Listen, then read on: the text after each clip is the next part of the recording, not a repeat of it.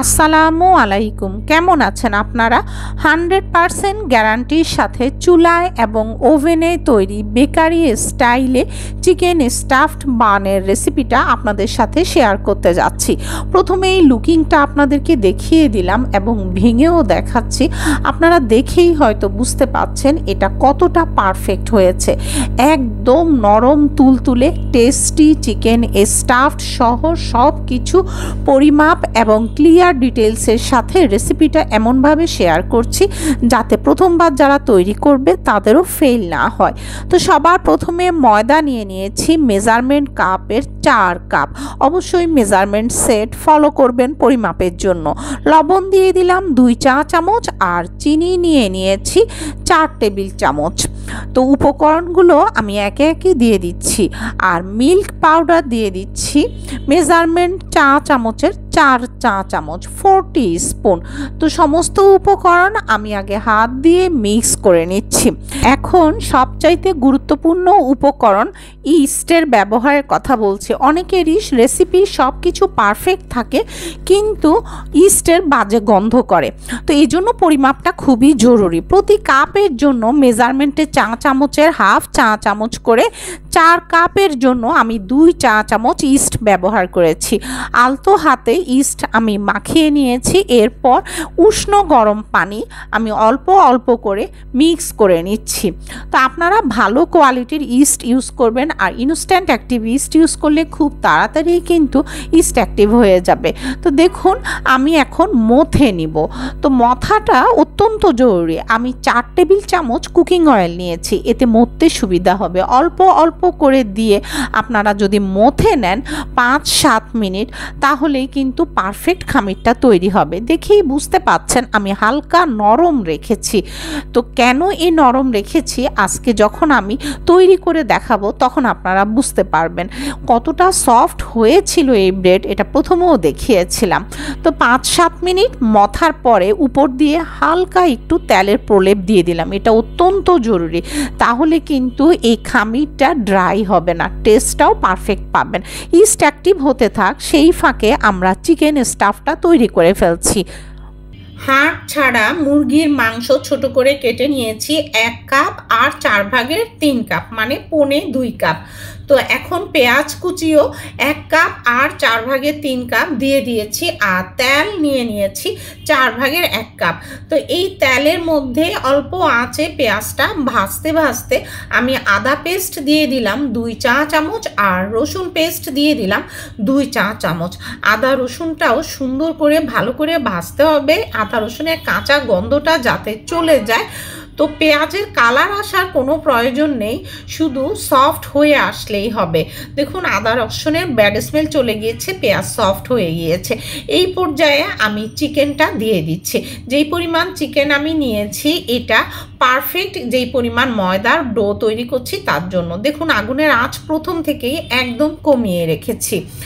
তো চিকেনটা দিয়ে একটু নেড়ে এখন আমি জিরা গুঁড়া দিয়ে দিচ্ছি 2 চা চামচ, গোলমরিচ গুঁড়া 1 চা চামচ আর লাল মরিচের গুঁড়া দিলাম 1 চা চামচ। মিক্স করতে করতেই সমস্ত উপকরণ দিচ্ছি। Soya sauce, light soya sauce 2 চা চামচ, লবণ 1.5 চা চামচ 1.5 টিস্পুন। তো এখন সব কিছু মিক্স করে কভার করে কুক করছি একদম অল্প আঁচেই। আগুনের আঁচটা তো দেখিয়েছি, তবে কিছুক্ষণ পর পর আমি কভার খুলে স্পাটুলা দিয়ে দেখুন নেড়ে নেড়ে দিচ্ছি। মাংস থেকে যে পানি ছাড়ছে সেটাতেই মাংস সিদ্ধ হয়ে যাবে। দেখুন মাংস কিন্তু এখন সিদ্ধ হয়ে গিয়েছে। এখন এখানে মিক্স করব কর্নফ্লাওয়ার 2 টেবিল চামচ। তো 2 টেবিল চামচ কর্নফ্লাওয়ার নেড়ে নেড়ে মিক্স করে নিচ্ছি। এরপর দিয়ে দিচ্ছি মেজারমেন্ট কাপের 1 কাপ লিকুইড মিল্ক। প্রথমে যেরকম অল্প আঁচ ছিল সেই আঁচেই দুধটা প্রথমে সমস্ত উপকরণের সাথে মিক্স করে আগুনের আঁচ বাড়িয়ে বলক তুলে আবার আঁচ কমিয়ে কুক করে নিলাম।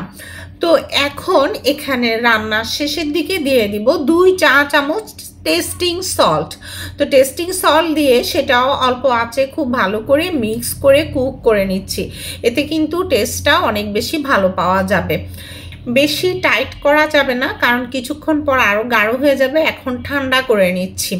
এদিকে দেখুন ময়দার খামিরটা কিন্তু অ্যাক্টিভ হয়ে গিয়েছে। প্রথমে বাতাসটা বের করে নিলাম।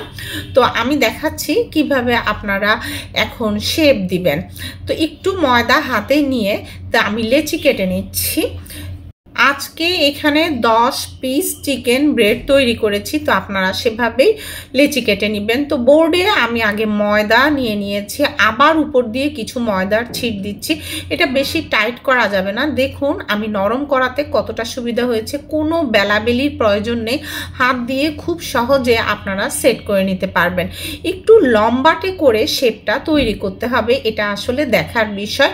আর অনেক বেশি মোটা করবেন না, তাহলে অনেক বেশি ব্রেডই হয়ে যাবে। আবার খুব বেশি পাতলাও করা যাবে না। আপনারা দেখেই বুঝতে পারছেন। আর দেখুন কিরকম হয়েছে, আমি একটু ধরে দেখাচ্ছি। এরকম সফট হবে। তো এখন এখানে আমি চিকেনের সেই পুরটা দিয়ে দিচ্ছি। আর চারদিকে পানি দিতে হবে হাত দিয়ে। দেখুন একটু হাত দিয়ে পানি লাগিয়ে নিলে খুব সহজে সুন্দরভাবে সিল হয়ে যাবে। এরপর মুড়িয়ে নেওয়ার পালা। প্রথমে একবার এভাবে করে আমি পুলি পিঠার মতো করে এভাবে করে চারদিকে হাত দিয়ে টিপে টিপে সিল করে নিলাম। এরপর আবার মুড়িয়ে দিতে হবে। দেখুন আমি আরেকবার মুড়িয়ে দিচ্ছি। ব্যাস, এরপর আমি স্ক্রাপার ইউজ করছি। স্ক্রাপার দিয়ে জাস্ট কেটে কেটে নিলেই কিন্তু হয়ে গেল।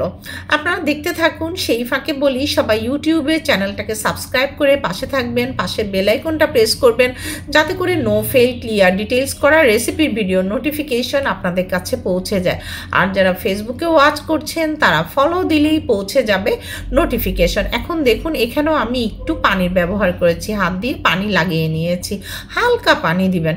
এরপর তো জাস্ট ফোল্ড করে নেওয়া, দেখেই বুঝতে পাচ্ছেন। আমি আজকে পেপার লাইনার ইউজ করছি, তা এতে শেপটা সুন্দর থাকে।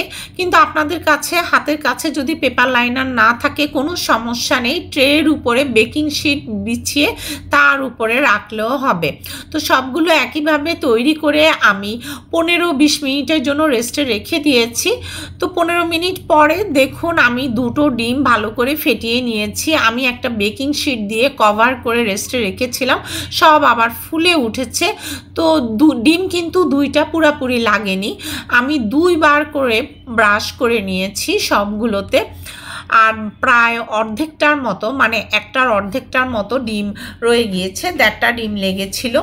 ওভেন প্রিহিট করতে দিয়ে দিয়েছি 180 ডিগ্রি সেলসিয়াসে। আপ ডাউন হিট অন করে মাঝের তাকে প্রথমে আমি 30 মিনিট বেক করতে দিয়ে দিয়েছি, পরে আরও 5 মিনিট দিয়েছিলাম। আপনাদেরও এরকম 5-10 মিনিট এক্সট্রা টাইম লাগতেও পারে, অথবা 30 মিনিটে হতে পারে। এদিকে চুলায় দেখুন আমি প্রিহিট করতে দিয়েছি, একটা লবঙ্গ গুজে দিয়েছি যাতে করে কোনো রকম কোনো ভাপ না বের হয়।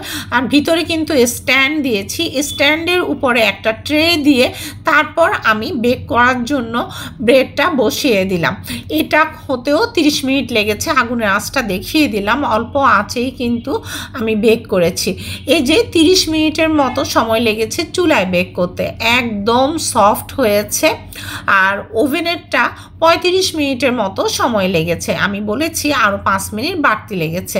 তো আপনাদেরও যদি 30 মিনিটে না হয় সেক্ষেত্রে 5 মিনিট করে এক্সট্রা টাইম নিতে পারেন। দেখুন চুলারটা কীরকম হয়েছে। সাধারণত চুলায় নিচের দিকটায় কালার আসে, কিন্তু সফটনেস একদম পারফেক্ট আছে, সব কিছু পারফেক্ট আছে। আমি একটু আপনাদেরকে চুলারটা দেখাচ্ছি। দেখুন নিচের দিকটায় কালার চলে এসেছে, কিন্তু একদম সফট আছে। উপরের দিকটায় কালার কম আসে, আর ওভেনে উপরের দিকটায় পারফেক্ট কালারটা চলে আসে। নিচের দিকটা দেখুন এরকম থাকে। কতটা সফট হয়েছে আমি প্রথমেও আপনাদেরকে দেখিয়েছি। একবার তৈরি করে খেলেই বুঝতে পারবেন এটা কতটা পারফেক্ট হয়েছে। নো ফেল রেসিপি আমি ক্লিয়ার ডিটেলসের সাথেই খুঁটিনাটি সহ শেয়ার করার চেষ্টা করেছি আপনাদের সাথে। এছাড়াও ডেসক্রিপশন বক্সে সমস্ত উপকরণ কতটুকু কি ব্যবহার করেছি তাও দিয়ে দিয়েছি আপনাদের বোঝার সুবিধার্থে।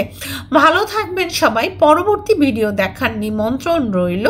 আল্লাহ হাফেজ।